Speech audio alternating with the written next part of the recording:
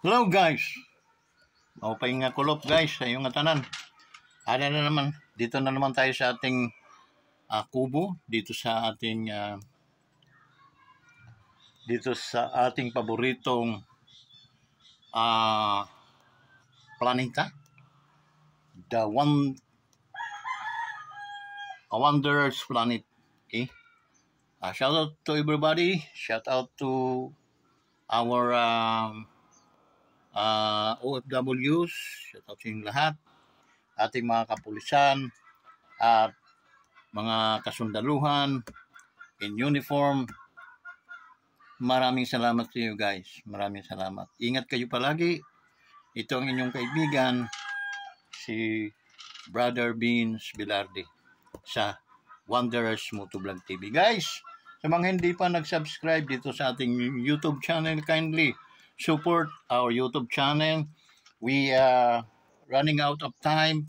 300 something na lang yung kailangan natin para naman tayo ma-monetize, and then makatikim din tayo ng biyaya galing sa YouTube. Okay? So guys, wag po tayong tulungan po ninyo tayo itong ating YouTube channel, magdala po ng mga kaibigan, ka-relatives para at least subscribe. Kung hindi man makapag-subscribe, yung likes man lang, no? Yung likes, okay?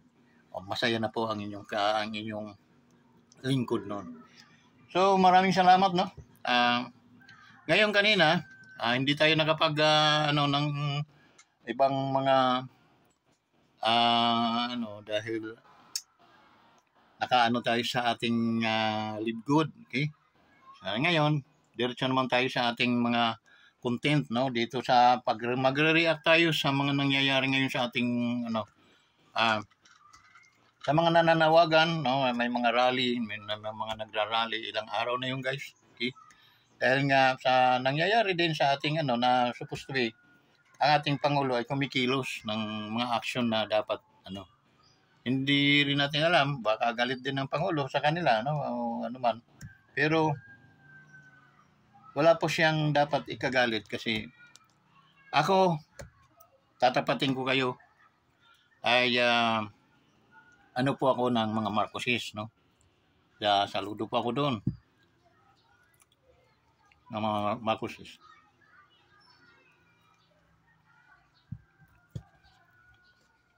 Dahil nga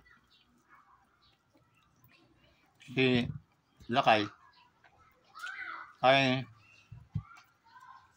inabot ko pa, elementary kami, nung sa inabot ko ng high school, President Marcos ang Pangulo. Yun.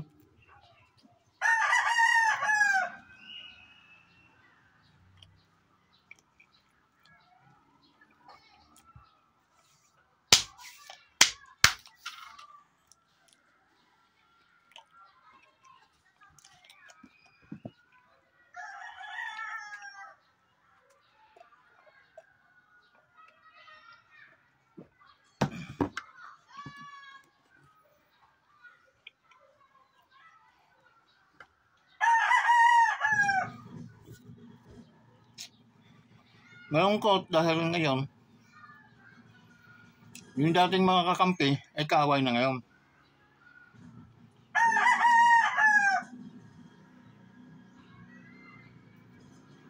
Malaking katanungan, bakit?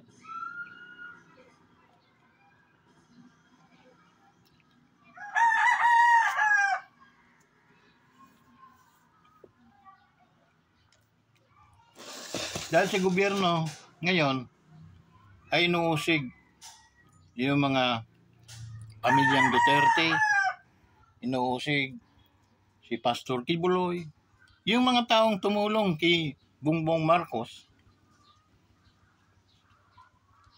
para maging presidente. Sabi ko sa inyo, hindi ako nahiyang sabihin sa inyo, supporter ako ni Bongbong Marcos. Panoorin yung mga vlog ko. Pinaglalaban ko yan. Okay? Dahil ang trato ko sa kanya bilang Marcos ang respeto ko sa Vice President dati Inday Sara at sa former Pangulo si Pangulong Duterte ay iisa. Ngunit doon po ako sa tama. Pero hindi ako magkukonclude dahil ang tao, alam naman, changeable yung mind. Okay? Tama lang akong mag-react ayon sa aking nakikita at napapakinggan. Dito may malaking questionably sa nangyayari sa pamahalaan ni Bongbong Marcos ng ating Pangulo. Ni BBM. Bakit? Umpisa pa man, nakikialam na itong si Romualdez, si Tambaluslos, nakikialam na ito sa gobyerno, pamahalaan na pinamamahalaan ni Bongbong Marcos, ni BBM. Nakikialam na itong Tambaluslos na ito at bigyan naman ng pahintulot ni BBM. Yun po ang nakikita kong dahilan kung bakit nagkasira-sira itong gobyernong ito. Okay? Isa lang po yun. Okay? Isa lang ang dyan, remedy. Humble yourself, Pangulo, sa mga taong tumulong sa iyo at pinagkakautangan mo ng loob. Tapos ang usapan. Tao lang mga yon. Marunong din yun umunawa at magpatawad. Huwag mong kampihan ang mali. Mali kasi yung ginagawa ng iyong pinsan. Yung Tambaluslos. Maling-mali yun. Noong pa man, dinajabog ko na yun. Bakit? Nakikita na namin yung katarantaduhan at kalukuhan naman na mangyayari. Pag yan, ay hinayaan mo. Dapat nung pa, sinaway mo na yun. Hop! Malis ka dyan. Magtanim ka na lang muna ng kamuti. Papakita ko sa iyo na maganda ang kaya kong itong hawakan na Pilipinas. Nang wala ka, sayang, pinsan pa naman kita. Pero hindi mo ako sinuportahan. Bagkus, sinira mo pa ang aking mga kaibigan.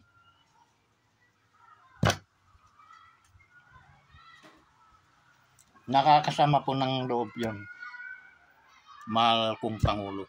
Alam niyo kung bakit? Napakalaki po ng utang na loob ninyo sa mga Duterte. Ay nabi ko naman po sa inyo. Pero wala po akong magagawa. Dahil ikaw po ay may hawak ng desisyon. Kaming mga supporter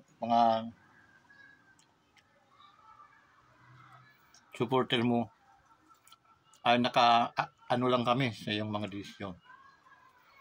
Ngunit nakikita ko ang paglihis at ang pagsama ng gobyernong hinahawakan mo. Nagkakanya-kanya, nandudugas, marami pong perang nawawala. At nawawaldas. Marami din pong mga nangyayari ang pagtaas ng bilihin, lalo na ang pangunahing bigas dito sa ating bansa. Na pag itinutok mo ang sarili mo simula dito sa Kalagunahan hanggang sa Batangas, hanggang Cavite, makikita mo kung gaano kalawak ang mga palayan natin at bakit tayo kinakapos ng pagkain. Every 3 months nag-aani tayo.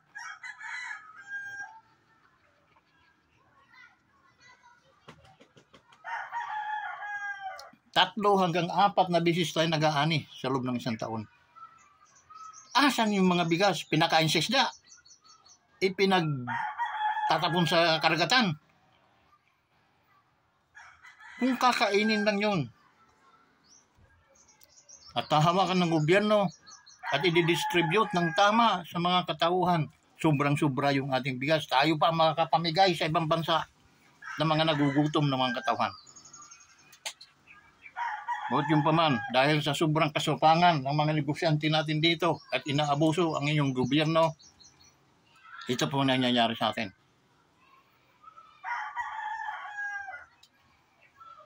Ngayon, huwag mong pag-isipan din, mahal naming Pangulo, na tayo makipagdigma sa China. Marami po tayong mga kapatirang China na nandito sa ating Pilipinas, mga negosyante. They are all Filipino. Chinese Filipino. Sa haba ng panahon na sila ay tumutulong upang pataasin ang antas ng ating bayan, ng ating mamayan, ng ating bansang Pilipinas dahil sa mga negosyo na hawak nila.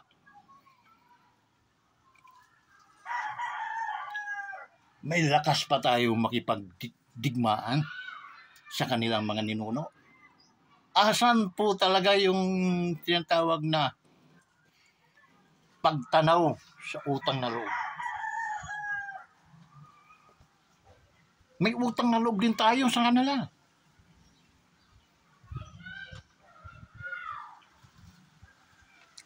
Yung mga bagay-bagay sa karagatan na yan, pwedeng pag-usapan yan ng masinsinan.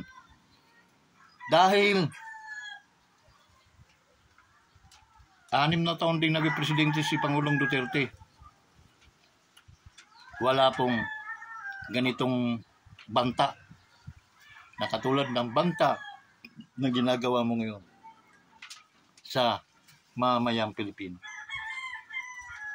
Tingnan mo mga kabataan, gaano karami. Sila ba ay may lakas upang protektahan ang kanilang mga sarili oras na tayo nagkagulo? Ang mga senior citizen, may mga lakas pa ba yan manakbo o tumulong sa gobyerno para ipagtanggol ang gobyernong ito? Doon ka sana hindi yung itong mga nangyayari sa ating lugar, ayusin natin sa ating lugar din. Ang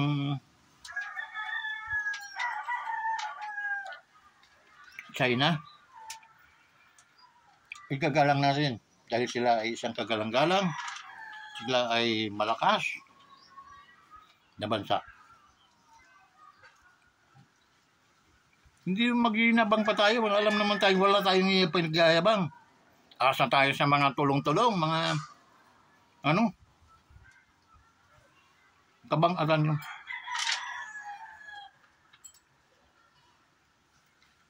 Wag.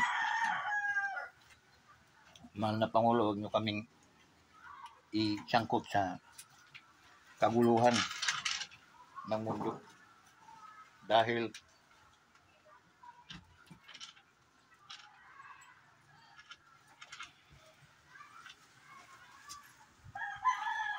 hindi po kami sang-ayon dyan.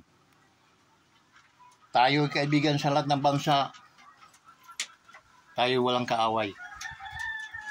Yun dapat ang polisiya na ating palaging i-maintain. Okay? We believe you being Sakang Marcos. Ano man ang mga kasiraan ng lakay, hindi po kami naniniwala doon. Dahil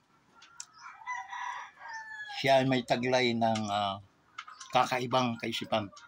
He is a very brilliant kind of people. Bibihira ang taong ganyan. At wala na nga ata tayo makita sa daigdig na to.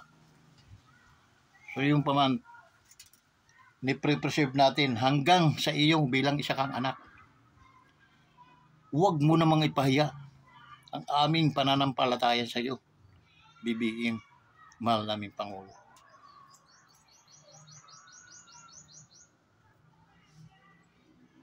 Back to basic. Ano ba yun? Kung ano yung problema sa ating bansa, solusyonan mo sa pamamagitan din ng iyong sariling solusyon. Tayo natural ang magsusolusyon nito, hindi ibang mga tao. Hindi rin ibang mga lahi. Huwag kang magtiwala sa mga tulong na ibibigay ng ibang lahi, bangkus. Unti-unting palakasin natin ang ating bansa. Na palang araw, kahit ikaw ay gumagapang na lang sa katandaan, alam naman na kayang ipagtanggol ang ating prinsipyo, ang ating bansa. Ipagtatanggol ito ng ating mga military. Okay? Kaya, huwag kang aksaya ng panahon. Stay and then think the solution. What is the better solution? Dito, ano bang problema? Ano basic problem natin? Sa mga bigas, sa ating pagkain, tumataas, solusyonan natin to. Pagulin mo, ibitin mo patiwarik lahat yung mga involved sa mga katarantaduhan, sa mga hoarding ng mga bigas, mga sibuyas o ano man, kahit man ay kamag-anak mo, kahit man ay kapamilya mo, let them punish if they are doing bad, doing wrong. Nung nabalita ang First Lady, dapat inumpisahan mo rin imbestigahan yun kung totoo. Ayun kung totoo, huwag kang manghinayang, ibitin din patiwarik yan. Bakit? Yung po ang iyong sinumpaan, hindi para protektahan mo yung pamilya, ngunit protektahan mo ang sambayang Pilipino. Nakakahiya po na habang ngayon, ikaw ay pinipetisyon at yun ang sinasabi namin sa iyo na ayaw naming mangyari. Pinipetisyon kang bumaba dyan sa iyong posisyon. At ang rason, kadahilanan, hindi mo kaya pamunuan ang bansang Pilipinas. Masakit sa amin yun, Pangulo.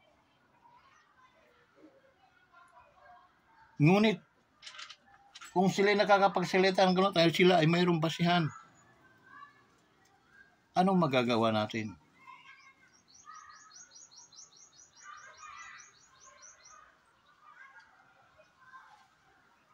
Matagal ko lang sinasabing yun ang mga bagay-bagay na ayaw namin mangyari dahil masasaktan po kami.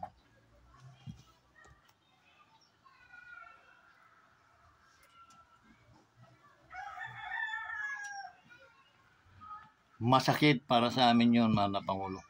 Kaya, sana, instead na solusyonan mo yung mga nangyayaring problema sa ating bansa, dinadaan mo sa paglalayas. Layas. Okay? Parang iniinsulto mo pa yung mga taong nagrereklamo na sa iyong kapasidad. Mabuti kung yung layas ninyo yan, hindi kayo gumagastos.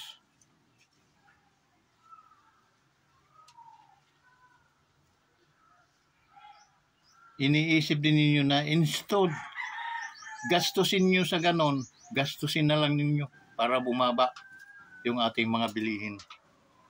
Ang 10 alis mo, gaano kalaking pera yon? Okay? Gamitin mo na, bilhin mo na lahat ang bigas at ilagay mo sa ating mga government na mga tindahan.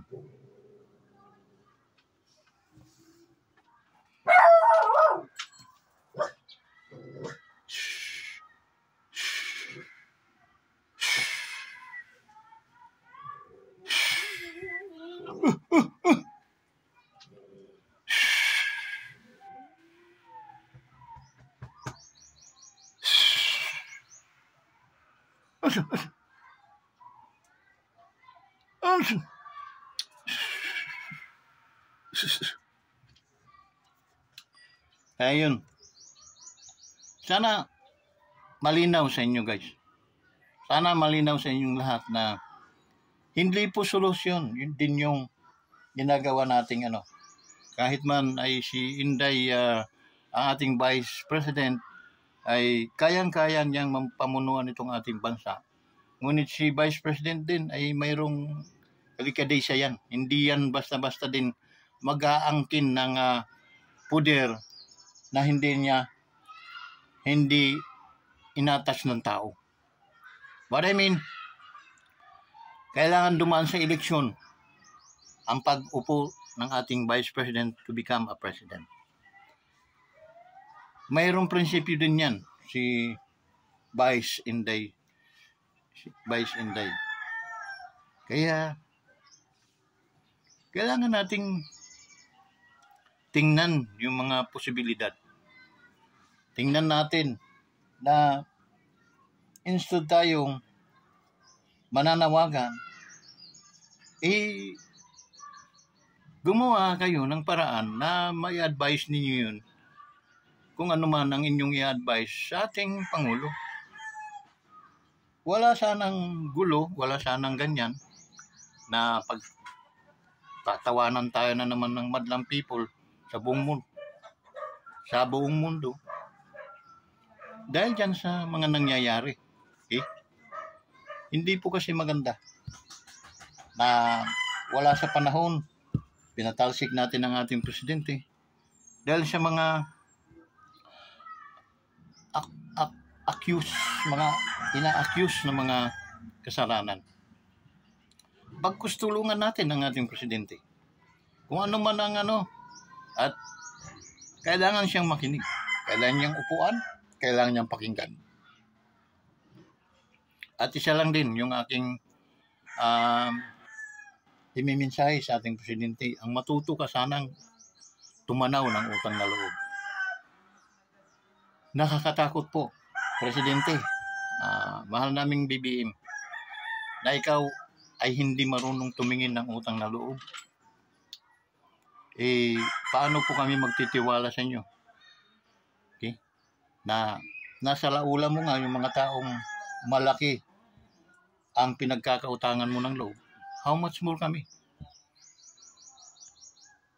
Na mga maliliit mo lang na mga supporter. Kaya maliliit dahil hindi mo po kami napapansin. Ilang taon na akong naging tagasunod sa iyo. Taga-salita. Kung mayroong mga naninira, binibira ko yun. Binibira ko. Hindi man sila, alam kong napapanood din nila itong aking vlog. At alam nila, marami din galit sa akin siguro. Ngunit kung susuriin nila mabuti yung aking mga vlog, wala silang dapat ikagalit. Bakit? Balansi po akong tao. Hindi pa ko yumayabog ng mga taong hindi dapat kajabog-jabog. Mga taong karespeto-respeto naman ay aking inirespeto. Mga guys, mga idol, sana ang katahimikan, kapayapaan ang siyang manguna dito sa ating bayan. Kung ano ang mga sigalot na hindi natin pinagkakaunawaan, hindi ninyo pinagkakaunawaan dahil ako wala pong problema sa akin. Kaya ako marunong lang akong rumispeto.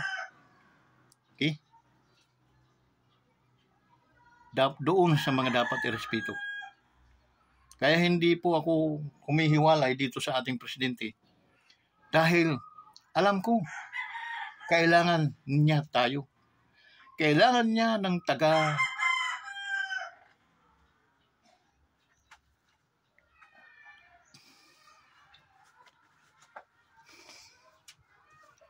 kailangan niya tayo, guys.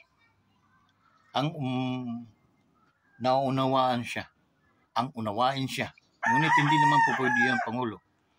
Mahal naming BBM na hanggang sa ganito lang tayong sitwasyon. Dapat unawain mo rin na mayroon kang obligasyon.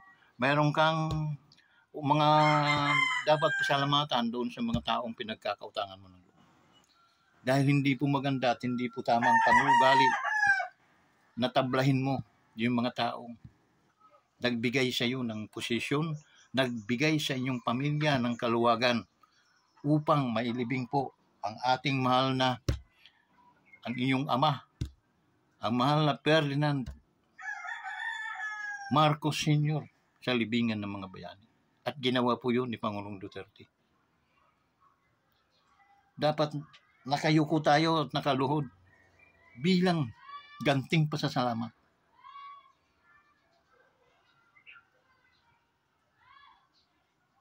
Doon sa mga taong wala pong kakwenta-kwenta at hindi marunong tumingin ng mga utang na loob, huwag mo silang gayahin, Pangulo, dahil wala namang kakwenta-kwenta talaga yung mga tao.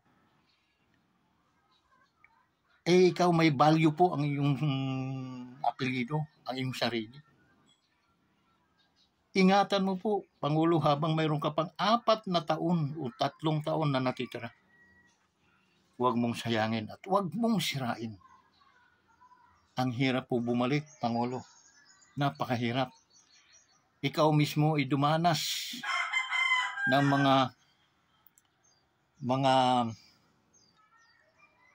pang-aapi. Okay? Yung mga pang-BI, yung mga, yung minamaliit ang inyong apelyido. Sana ito ang pagkakataon na pinatunayan mo. Makamasa ka nga. Marunong kang tumanaw ng utang loob. Hanggang dito na lang at maraming salamat sa inyong lahat. Yung mga hindi pa po nag-subscribe, subscribe po sa ating YouTube channel. Sa ating Pangulo, naway patuloy kang pag-ingatan ng ating Panginoon, protektahan. At sana tamaan ng kidlat yung mga taong gumagawa ng hindi maganda upang masira ang inyong pamumuno. Okay? So, kadugo mo rin lang ang mga sumisira sa iyo. Kaya kailangan kang gumising. Kailangan kang magdesisyon ng tama. So maraming salamat guys. Palain kayong lahat. Shout out sa ating Pangulo, sa ating Vice President, sa ating former President Digong. Ang wonders po, balanse po tayo. Balanse po ako. Ngunit, hindi rin po ako nawawalan ng respeto sa inyo. Ano man ang mangyari. Okay? Sa ating mahal na Pastor Kibuloy, we always pray for you. Reverend, sana ma-reveal ang katotohanan. So, alam kong hindi mo kayang gawin yon. Mga bintang at mga pagbibintang ay gawain lamang yan ng Satanas. Sa John chapter 10 verse 10, malinaw po yun. The thief cometh not but for to steal, to kill, and to destroy. And that is the three ministry of the devil. So yun, that's the reason why na ingat ka po, Pastor, at alam ko, greater si na nasa inyo than nandito sa Senado. Okay? So, keep blessed and be blessed also. In Jesus' name, amen.